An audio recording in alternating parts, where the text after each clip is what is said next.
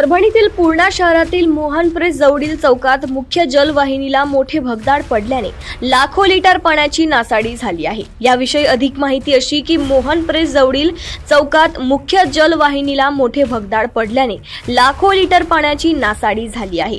त्यामुळे महात्मा बसवेश्वर चौक, छत्रपती शिवाजी महाराज पुतळा परिसरात असलेल्या जलवाहिनीलाही भगदाड पडल्याने संपूर्ण बाजारपेठेत पाणीच पाणी होऊन लाखो लिटर पाणी वाया जात आहे। जागरूक नागरिक गजानन महाजन यांनी याविषयी माहिती मिळताच शनिवार 11 ऑक्टोबर रोजी सकाळी 7 वाजता प्रत्यक्ष भेट देऊन यासंबंधी नगर परिषद पाणी पुरवठा विभागाला कळविले। आतापर्यंत ही गळती थांबली का नाही हे बघणे महत्त्वाचे आहे, पण प्रत्यक्षात किती लिटर पाणी वाया गेले हे समजू शकले नाही। या प्रकरणाने नगर परिषदचा गलथान कारभार दिसून येत आहे।